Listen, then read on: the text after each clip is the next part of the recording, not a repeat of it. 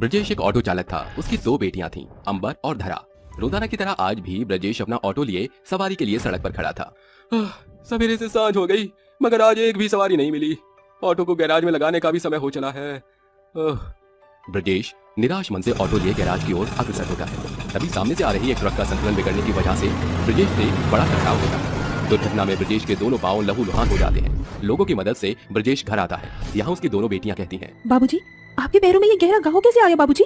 धारा, बाबूजी बोलने की अवस्था में नहीं है। जाओ, जाकर बाबूजी के लिए जल ले आओ।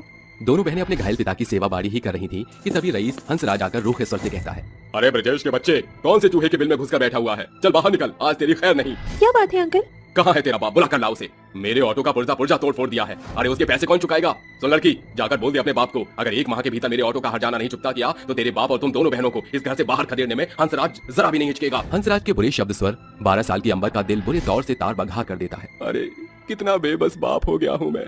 भरसक कोशिश के बावजूद भी मैं अपनी दो बेटियों का भरण पोषण नहीं कर सकता। ऊपर से अब मेरे पांव अपंग हो गए, साथ ही कर्ज की कड़ी ने मुझे बांध लिया।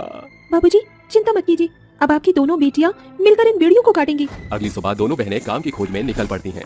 अम्बा दीदी, सवेरे से सांझ हो गई, हम दोनों बहनों को अब तक कोई काम नहीं मिला। धारा, ऐसी बात नहीं बनेगी, हमें रिहायशी इलाके का रुख करना होगा। दोनों बहनें भूखी प्यासी मौसम की मार झेलकर एक रईस एरिया में आकर दरवाजा खटखटाती है, जिसके भीतर से माया बाहर आती है। क्या काम है? मेम साहब, हम दोनों बहनों को कुछ काम दे दीजिए। हमारे बाबूजी बहुत बीमार हैं। क्या काम कर सकती हो? मेम साहब, हम बहनें चौका बर्तन से लेकर